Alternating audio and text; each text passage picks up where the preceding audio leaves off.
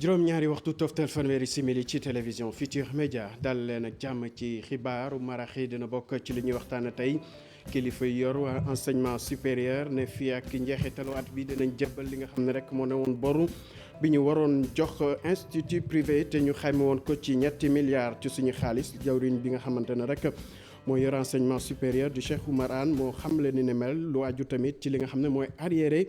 yi ñu waroon jox institut yooyu aju ci 2018 2019 nee na dinañ def kem kattan ngir mën ko jox ñi nga xam ne ñoo ko moom laata atum 2020 bi di jeex ñu wax ci wàllu dialogue politique ak ñi nga xam ne ñoo ko seq mu mel ni daal déggoo amagul seen biir bokk na ci ñooñe waa majorité opposition ak non aligné li nga xam ne nag moo aju ci élément technique yi mën a tax lépp lu laale bulletin unique ak itam mode d'élection maire ak seen adjoint loolu déggoo amagu ci mbir moomu sax mu Ndiaye Cissé bokk ci comité technique moom dafa jàpp ne rek ñi nga xam ne rek ñoo yore wàllu commission bi ñoo gisee def di nga xam ne ñooy majorité ndaxte bu ñu defoon kem kattan mën a am ñu déggoo ci yenn poñ yi dinañ dem marché ti leen wax ci màggataay bi loolu sax dafa indi xiiro ngaayo diggante ñi nga xam ne ñoo féete ci mairie bi ak commerçant yi fa nekk bu mairie bi jàppee ne rek faw ñu saytuwaat lépp lu aju ci xar kanamu boobule marché ñi nga xam ne ñooy commerçant yi moom dañ jàpp ne ab dal rek moo fa xawoon màgget te marché bi moom dara jotu ko. lu aju ci accident yu bëri ñu nemeeku njiitu réew mi yëkkati na ci ay kàddu sàkku ci ñi nga xam ne ñooy saytu lépp lu aju ci wàllu sécurité routière ñu xoolaat lépp lu aju ci ni ñuy jébbale permis de conduire bu ko defee rek mën nañu moytandiku yenn xeetu jëfin yi ci jamono jooju nag ñi nga xam ne rek ñooy moniteur ak employé auto école yi ñoom dañu jàpp ne rek faw ñenn ci askan wi xoolaat seen taxawaay bu ñu bëggee rek lii de accident ñu jëlee ko ci réew mi mbokk yi lii mooy li gën a fës boo leen taaxirloo tuuti ñu yaatal.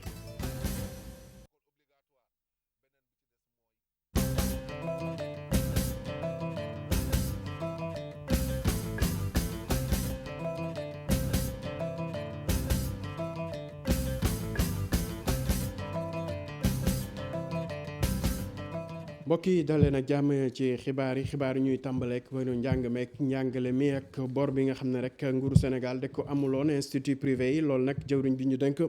ministère de l'enseignement supérieur de Cheikh Oumar Anne nee na dinañ def kem kàttan ngaata njeexitaluwaat bi ñu mën a fay ñetti milliards yi nga xam ne rek indoon na jafe-jafe ci wàllu enseignement boobee lu wàju itam ci li nga xam ne mooy ay arriéré ñu amuloon écolier at tuuti ci 2018 ci jàpp 2019 nee nañ danañ def kem kàttan ngir mën ko jébal seen borom laata atum 2020 di jeex. ñu wax ci wàllu politique ak dialogue politique national bi nga xam ne rek moo boole ñi feeti ci majorité opposition ak ñi woowe seen bopp ay non aligné ñooñu nag mel ni amaguñu déggoo li ko waral dafa am ay poñ yoo xam ne rek dañ ko wekk ci ay éléments techniques yu mën a tax lépp lu laale bulletin unique ñu mën ko defee niñ ko saytoo ak itam ni ñuy tàbbee ñi di maire ak seen adjoint ba tax na rek jamono ji moom faw ñu amaat yeneen ndaje bu ñu bëggee am wenn kàddu ci boobule mbir Alassane Ba teewoon na fa tey àndoon ceek Gervais Yaw mboolem pôle yi nga xam ne ñoo nekk ci dialogue politique bi mu mel ni kon liggéey bi nga xam ne comité technique bi def na ko doyu leen ci poñ nag yi nga xam ne jébaloon nañ leen ko ñu war ko saytu ba andi leen ci ay mbir yu leer. bi ñu ñëwee nag gis nañu ni liggéey bi ñu doon xaar indi wuñu ko bien que opposition bi ak madame Sagar bi nga xam ni moo ñu représenté démb ci liggéey ba yóbbu na argumentaire bi nga xam ni moom la opposition bi am ci ñaari question yooyu demandé woon na sax que bu ñuy ñëw fii ni mu ko xalaatee woon te opposition bu waxee ko nañ ko présenté noonu mais ñoom retenir ñu loolu. ba ñu ñëwee effectivement comité technique bi daal dafa indiwaat rek argument wu parti yi. te loolu lañ doon xaar ci comité technique bu dee ku nekk day ñëw rek ne lii laa doon xalaat rek yem fa donc du ñu permettre ñu waxtaan. moo tax ñu ne leen kon nañu delluwaat waxtaan seen biir xool point bu ci nekk ñu wax ñu lan mooy ngëneel li ak lan mooy wàññiteef bi ci point yi bi nga xam ne moom la ñuy waxtaan. réunion bi ñu dàqandiko comité bi war a tàmbaliwaat liggéey bi ngir fexe nag ba proposer leen ay proposition yu gën a am solo yoo xam ne ñoom dana dal seen xel. ci loolu coordonnateur pôle des non alignés sàkku ci ñoom nag ñu déggoo ci poñ yëpp ndax dafa jàpp ni ab sas la ci ñoom. ndax tey dafa am loo xam ne dafay xeetu sas boo xam ne dañ ñu koo sas ndax xam nga bu fekkee ne dañoo wax ak président de la république mu wax ne lu ngeen déggoo man danaa ko doxal léegi bu fekkee ne fexewuñu ba teg ci taabalam ay déggoo yu bëree bëri bu ëllëgee jafe-jafe bu am itam mën nañoo wax ne yéen waxtaan ngeen jubóowu leen kon man jël naa dogal yi nga xam ne moom moo ma neex. boo ñëwee ci waxtaan vraiment ay principe ngay retenir. dañu bëgg bu ñuy dugal réforme mu nekk réforme boo xam ne day yokk suñu démocratie doo def réforme rek pour indi réforme c'est comme le bulletin unique c'est-à-dire doo neen rek duma bëgg a bulletin unique parce que dañ koy def fenn rek dañ ko war a def parce que Sénégal yàgg nañ ci élection. opposition moom li mu wax mooy pour élection wu maire bi ak élection wu président conseil départemental na doon au suffrage universel direct mais pour ñu ci des li ñu proposé mooy statu quo bi. déggoo sax mel ni am na ni ci mode élection maire yi adjoint yi nag ak vice président conseil départemental yi itam ñu war ko saytu ak li nga xamante ni itam bulletin unique bi la nga xam ne tamit ñu ngi koy waxtaan te déggoo amagu ci beneen ndaje bi nag ñu ngi ko jàpp alxamis gi di ñëw. Alhassane Ba dañuy desandek mbiru dialogue politique boobu kenn ku bokk ci comité technique di Moundiaye Cissé moom dafa jàpp ne rek waa majorité moom faw ñu ànd ak tuuti ubbeeku su ko defee poñ yi ñu fay waxtaane ñu mën ci indi xalaat buy jëmale kanam seen loolu su ko defee nag li nga xam ne rek moom moo aju ci wàllu comité technique bi moom dafa jàpp ne dafa bëri ñoo xam ne rek dañ ciy dugal mbiru politique ba tax na rek waxtaan bi yenn saa yi day xaw a tàggatembe ñu teewlu ay kàddoom ci micro Alassane Ba. au lieu mu nekk commission technique dafa nekk commission politique parce que ñi seq mbir mi ku nekk da nga ñëwaax sa position ci mbir yi ñu doon waxtaanee moo tax bi ñu ñëwee ci élection maire yi mu am déggoo ñu ñëw ci élection ñu ñëw ci bulletin unique maanaam booy voté nga bañ a jël lu junni bulletin foofu mu am réero bi nag ci ñi nga xam ne ñoo nekk ci nguur gi rek la nekk maanaam ñi nga xam ne ñoo nekk ci opposition bi ci wijji gi ñi nga xam ne ñoo nekk ci non alignés yi ñi nga xam ne ñooy société civile ñoom ñëpp dañu d'accord pour ñu dem ci bulletin unique mais ñi nekk ci nguur gi ñoom ñoo ne gisaguñu ay avantage yu bulletin unique ba tax ñu war a mun dem bulletin unique loolu moo tax mu amoon jafe-jafe alors que li nga xam ne tamit moo ci doy waar mooy ñi nga xam ne tey ji ñoo nekk ci nguur gi ñoom bi ñu nekkee ci opposition bi ñoom ñoo doon laaj bulletin unique def ko problème loolu tam problème ñu ne si suñu acteurs politiques yi mënoo nekk ci boo nekkee ci opposition ne lii moo baax nga dem ci nguur ne baaxul donc on ne comprend pas moo tax amaat nañu possibilité waxtaan ñun appel bi ñuy lancé mooy majorité mooy ñu nekk ci nguur gi def effort parce que sinon dinañ jóge ci dialogue bi avec sans consensus yu ko jar mu nekk ñetti weer ñu waxtaanee yoo xamul consensus jar bu boobaa lan la ñuy wax ne moo fi am consensus lu jëm ci ñu reporter élection locale yi ak élection maire yi au suffrage universel rek. ñu wax ci leneen rawatina ci mbiru ndox mi kuréel bi nga xam ne rek moo ëmb liggéeykatu SDE nag ne boo moyul fii ak i fan rek dinañ xañ askan wi ndox li ko waral nag dañu sàkku ci kilifa rek ñu baaxee leen li nga xam ne mooy 15% ci li nga xam ne mooy liggéeyu kër googee ndaxte jamono ji nekk 5% rek lañ leen jox. ba tax na nee na nag yelloo nañ li ni mel beneen mbir boo xam ne yëkkati nañ ko seen ndaje tey bi aju ci li nga xam ne mooy ab jafe-jafe bu dox seen diggante quoi ONAS te ñu kër googu tamit di leen laaj lu toll ci fukki milliards ak benn ci suñu xaalis Habib Faye teewoon na fa tey anoon ceek Amadou Ba. di ñaan ca assemblée générale ñoom liggéeykat yi nekk ci SDE ne ñoom daañu maral waa réew mi ñoom ñii ne fa ñu nekkoon jóguñu fa benn yoon ndax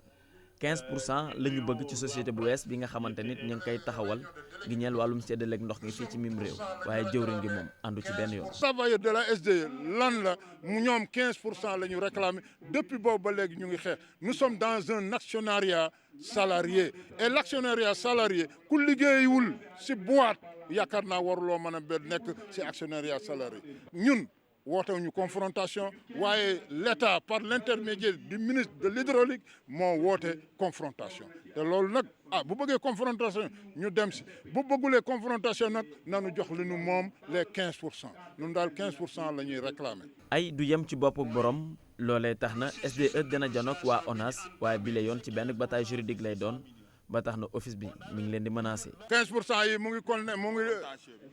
ngi toll si 600 millions. mais contentieux bi nag mooy ONAS ak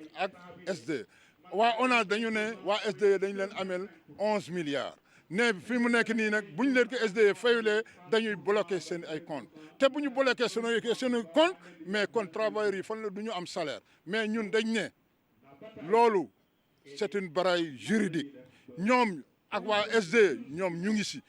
waaye nag ñun les travailleurs kenn du xeex si biti ba pare loolu dal suñu kaw. ca fàttali réforme ci wàllum secteur ndox mi ca atum 1965 amaloon nañu ko 5% ci capital bi état wu Sénégal daa ko doon am 5% agent wu SDE yi SONES ak ñi di waa ONAS waaye ak contrat bu bees bile état wu Sénégal moom dana am 25% nouveau fermier bi nag moom dina am 45%.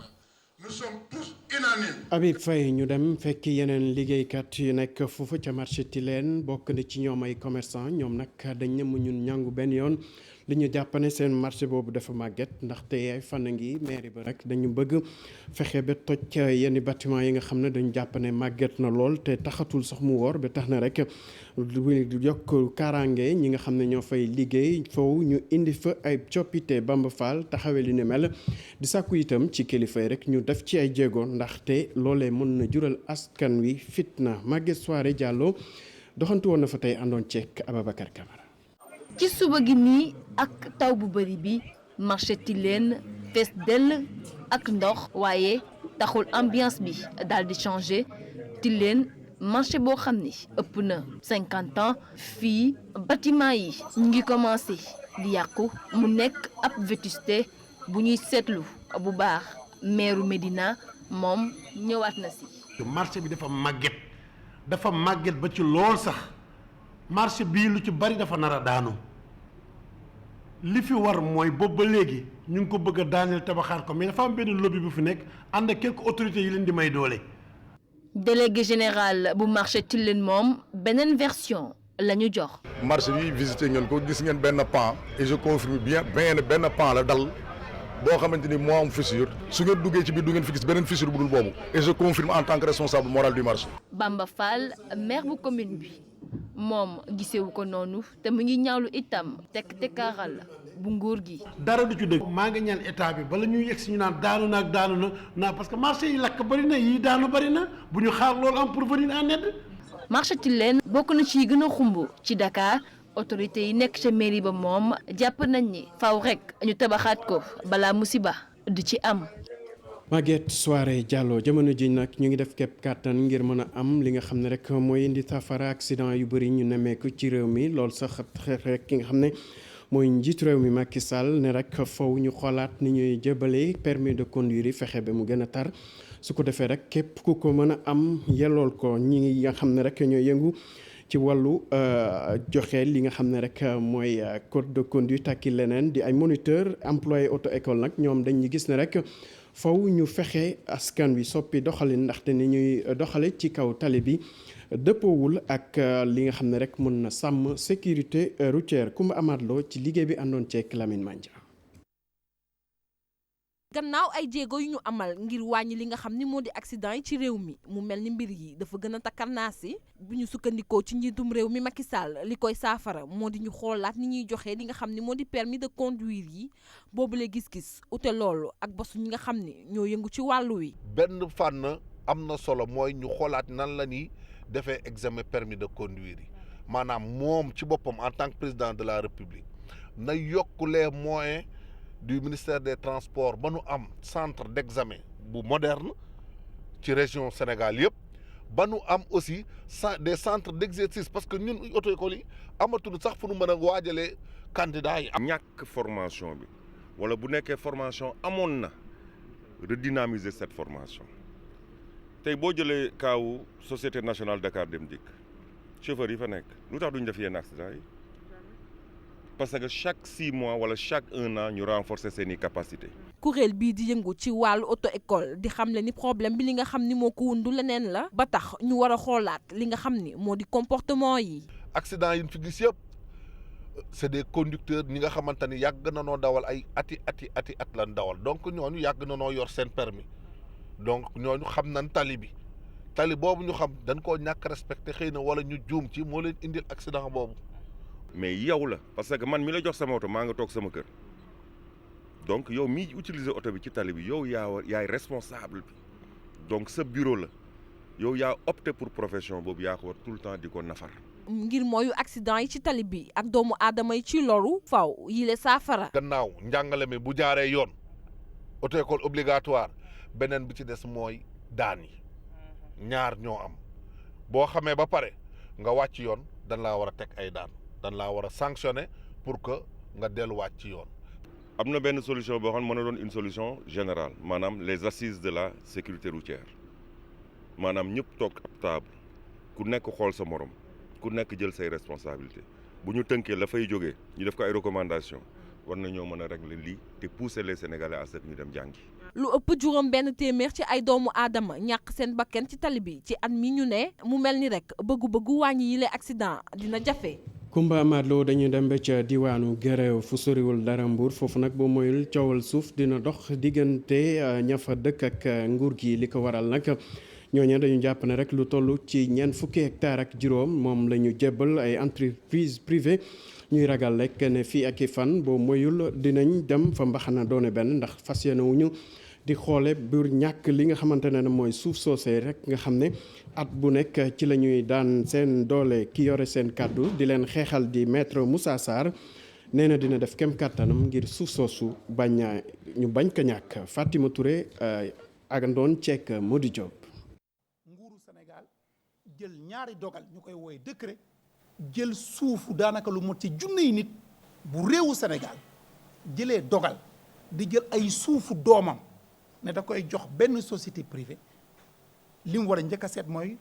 xool ndax yoon yi nga xam ne moom lañ tëral ci mbiru yor suuf mbiru jël ko joxe ko est-ce que respecté nañ ko waaye bu ñu càmbaree ñaari décret yi nguuru Sénégal yu réewu Sénégal jël réewu Sénégal plus précisément jël gis nañ ne dañu salfaañe code des collectivités territoriales dañoo salfaañe jalgati code du domaine de l'État dañu jalgati salfaañe la loi sur l'expropriation pour cause d'utilité publique loolu lépp dañ ko salfaañe te yoon mayewu ko kon li nga xam ne seen àq la ak seen yelleef suñ leen ko joxul bu leen ko réew mi buggee xañ ñu dem fa mbaxana doone benn fa nga xam ne yoon moo fa nekk te yoon wi askan wi la. mu nekkoon maître Moussa Sarr doon addu rek ki nga xam ne mooy xeexal ñooñu fekk baax ca Guéréo ñu wax ci leneen fitna bi ñu nemmeeku ca diwaanu Afrique du Sud ñu ne nag fan yi ñu génn lu metti lañ fa nemmeeku lu toll ci juróom-ñaari ñoo xam ne fekkuñ fa baax rek lañ fa faat ñu ne nag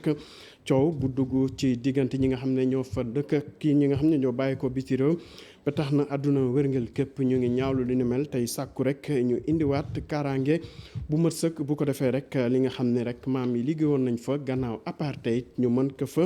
indiwaat ki nga xam ne mooy Maguette Gueye jot na taseek Ndioro Ndiaye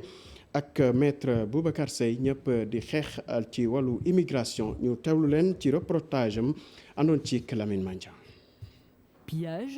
ay magasin yu nu jaxat-jaxate ay bâtiment yu nu taal ay commerçant yu nu song lii di firndeel ni Afrique du Sud du gàtt na jamono yi ci xeex bu boot di konte lal suñu sukkandikoo ci ñenn ñi bokk na ci li ko waral anam yi ñu intégré immigré yi ak wàllum koom-koomu dëkk ba. te tey fu intégration amul kenn mënul wax immigration intégration moo war a nekk lëkkaloo bi war a am entre gan ñi ak ña fa dëkk ñi ni fekk si. ñu tënk ko ci relation boo xam ni base bi moom mooy respect ak tolérance mutuelle dañu foog ni gan ñi dañu ñëw pour jël ñoom seen place jël li ñu yore. immigration au lieu mu nekk remplacement comme ñoom ni ñu ko xalaatee dañuy ñëw jël li fi nekk complément la rek. yooyu les violences jëm ci ressortissants africains yu jóge ci réew yu bari mu mën a am ay jeexantal yu metti ci diggante Afrique du Sud ak yooyu la dëkk. yi muy indi nag mooy une crise diplomatique boo xam ni d'une envergure jamais connue. déjà commencé na avec le Nigeria dëkk yëpp ñu ngi jóg ces réactions là aussi bu ñu demee ba ci kanam di nga gis ni le gouvernement Pretoria dinañ ko assigner à la CPI pour crime contre l'humanité. naka la ñu mën a gis rek ay nit ñu ñuy taal nit di xamb di ci teg ay carton di xamb xam naa ne développement réseaux sociaux yi nag sax moo ñu may aussi possibilité ñu gis loolu ndax ñàkkul loolu daan am. gannaaw njombe yu bare yooyu fa am ñëpp di woo chef d'état africain yi ñu jug si balaa béy di wëy mbuus. Union africaine dañu war a wax ak ñoom muy moom di kenn beneen moroomam waruñu di mën a supporter lu mel nii di xew ci réew ici en Afrique bu ndegam mënuñu war a supporter lii di xew ci pays européens yi nga xam ne suñu ay nit ñooñ dañ fay dem à plus forte raison fii en Afrique. police xamle ne juróom-ñaari nit ñàkk nañ seen bakkan ca région bu Johannesburg lu toll ci 300 nit ñu arrêté leen ca booba njiitu réewu Afrique du Sud Cyril Ramaphosa di ñaawlu yile violence jaarale ko ci benn vidéo bu mu posté ci Twitter. Maguette Gaye ñu wax ci nawet gi ak liggéey bu métti nga xam ne ñi yëngu ci wàllu menuiserie ñu ngi koy jànkonteel jamono ji ñu ne faw ñu soppi doxalin ndaxte ndox mi mën na leen indi lay fitna ci seen matériel yooye ba tax na rek faw ñu gën a farlu bu ko defee rek li nga xam ne moom lañ leen commandé ñu def kem kàttan ngir jébbal ko seeni borom laata ndox mi di ci indi ay jafe-jafe. Mohamed Samb amal ci ab doxub nemeeku ci biir Ndakaaru àndoon ceeg Ababacar Camara. ñun bu nawetee rek jaaxle ñëw na quoi. nawet moom bu ñëwee jaaxle ñëw na total. liggéey ci jamono bi nga xamante ne si jamonoy nawet la nekkul lu yomb ci menuisier yi Abdoul Fattah di kenn ci ñoom moom nag dafay am ay jafe-jafe ngir rek mun a sàmm lii di commande bi jamono bi nga xamante ne si mu ngi taw. des fois day nekk bagage yoo xamante ne ay commande la seeni borom dañuy dugal dara ñu defal leen ñu dem ñu demee ñu war a jël ci seeni bagage léegi ñun dañuy am problème bu dee day taw parce que boo xoolee bâche bi nu mel nii mooy loolu. te ndox dafa sew ndox mënoo ko téye. waaw taw moom baaxul ci bant yi quoi baaxul ci bant yi baaxul ci salon yi parce que xam nga client bu ñëwee fii di jënd fekk salon bu tooy même wàññiwu ci dara sax mais du ko jënd. menuisier bi nag moom di fësal ni rek jot na am sax ay jafe-jafe gannaaw ba nga xamante ni si commande bu mu amee woon taw bi daf ko mujjee yàq. souvent les clients yi bu ñëwee bu bagage am tooyee du ko nangoo jël léegi loolu rek déjà problème la. loolu mos na la daal. ba taay loolu ci lañ dëkk sax. nooy def ak client bi ah da ngay jéem a négocier ak moom rek jéem ko naxtaan ko négocier ak moom rek. dañ ciy tase ay clients yu métti yoo xamante ne bu yooyu amee moom par force seen xaalis nga leen di delloo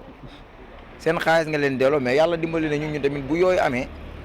bu ñu naxtaanee mu métti dañuy am compréhension yëkkati sa xaalis delloo la defara toog xaar yàlla. fexe rek ba am benn bërëb boo xamante ni si dinañ ci mun a sàmm seeni liggéey loolu moo di mbébétu menuisier yi. donte ni sax ñoom ñàkkuñu ay pexe. mais tey maire bi tey bu jéemoon def ay pexem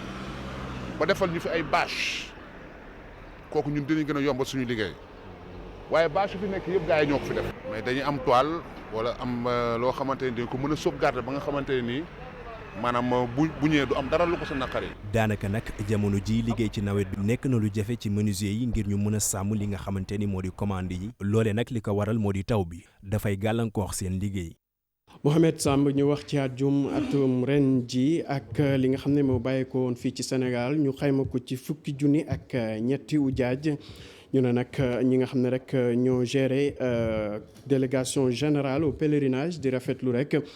jéego yi nga xam ne jot nañ ko ci def ci loolu nag ñu ne terewul ñu ngi xayma rek juróom ñetti nit yoo xam ne ñàkk nañ seen bakkan foofu dinañ ci ñëwaat ci suñu xibaaru nasaraan ñu jeexale ko ak tàggat yaram ak basket coupe du monde bi am jamono ji fële ca diwaanu Chine ñu ne nag Sénégal am na ñetteelu defetam ci li nga xamante ne rek moo doxoon digganteem ak Canada 82-60 ñetti match ñetti défaite loolu indi benn laaj ndax ñi nga xam ne rek ñooy footballeurs yi am nañ niveau international ñu jàngat ak Jaariyatu Fall. Sénégal ñu daal di koy éliminer ci coupe du monde basket bay am sa Chine ginnaaw bi mu ñàkkee ñaari matcham yu njëkk mu waroon dëggal boppam digganteem ak Canada waaye mu nekk am ñetteelu matcham bu mu ñàkk Canada am juróom ñetti fukk ak ñaar ci ay poñ Sénégal am juróom benn fukk kese moonte amaloon nañu premier quart-temps bu baax. Excellent response again from Senegal and that was really top work from Zayn Almeida. ak 5 joueurs yu gën a xarañ ci bile équipe di Han Dalméda Lamine Samb Mouhamed Faye Youssoufa Ndoye ak Maurice Ndour gaynde yi ñoo rawoon canadien yi ci quart-temps bu njëkk bi ak fukk ak benn poñ yu leen xaajale score ba daal di mujj 22-11 Canada daal di fupp ci ñaareelu quart-temps bi égalisé bi mu desee ñeenti simili ku nekk am 28 points waaye sa njeexital ba canadien yi ñoo mujje dóor gaynde yi ñett jàpp 2 ci ay poñ. ba ñu dellu see ci vestiaire yi ñu daal di amal ab xeex bu metti gaynde yi mujj égaliser ku nekk am 35 points waaye canadiens yi ñoo leen gënoon taxaw ndax ñoo mujj gagné bile carton juróom-ñeent ci ay poñ ak 4 ci gaynde yi. mu metti loolu pour gaynde yi ñu dellusiwaat ci 4e carton bi ndaw Moustapha Guèye mujj ñàkk seen diggante Canada ci bilan wu mondial bi Sénégal daal dinay dugal 175 points waaye daal dinay encaissé lu toll ci 264 points ñoom gaynde yi daal di jël place bu mujj ci bile groupe H daal di pare ci mondial bi te amul ci benn victoire. Tufal cant ak ngërëm ñenn la yéen tamit naka noonu ci teewlu beeg safo bi du ñu def dara du dul jébal lenge yi ki nga xam ne mooy Aram moom ak ay invité am ñu doxal ba ci kanam.